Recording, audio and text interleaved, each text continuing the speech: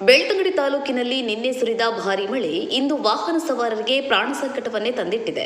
ತಾಲೂಕಿನಲ್ಲಿ ಪುಂಜಾಲಕಟ್ಟೆಯಿಂದ ಚಾರ್ಮಾಡಿವರೆಗೆ ನಡೆಯುತ್ತಿರುವ ಹೈವೇ ರಸ್ತೆ ಕಾಮಗಾರಿ ಮಳೆಯಿಂದ ಸಂಪೂರ್ಣವಾಗಿ ಹದಗೆಟ್ಟಿದೆ.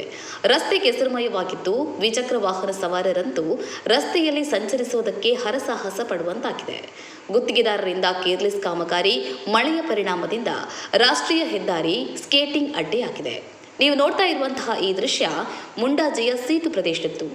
ರಾಷ್ಟ್ರೀಯ ಹೆದ್ದಾರಿ ಮಡ್ ರೋಡ್ ಆಗಿ ಹೈವೇಯಲ್ಲಿ ವಿಭಿನ್ನ ಸರ್ಕಸ್ ನೋಡೋ ಸ್ಥಿತಿ ನಿರ್ಮಾಣವಾಗಿದೆ.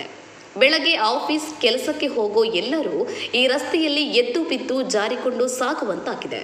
ಸಾರ್ವಜನಿಕರ ಅಹವಾಲು ಆಲಿಸಿಯೂ ಸಮರ್ಪಕ ಕಾಮಗಾರಿ ನಡೆಸದೆ ಈಗ ವಾಹನ ಸವಾರರು ಪ್ರಾಣ ಸಂಕಟವನ್ನು ಅನುಭವಿಸುವಂತಾಗಿದೆ.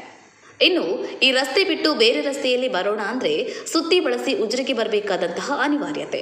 ರಾಜ್ಯಾದ್ಯಂತ ಮುಂದಿನ 3 ದಿನ ಭಾರೀ ಮಳೆಯಾಗುವ ಸಾಧ್ಯತೆ ಇದ್ದು ಈ ವೇಳೆಗೆ ರಸ್ತೆ ಅದ್ಯಾವ ಸ್ಥಿತಿಗೆ ತಲುಪುತ್ತೋ ಪ್ರಶ್ನಾರ್ಥಕವಾಗಿದೆ.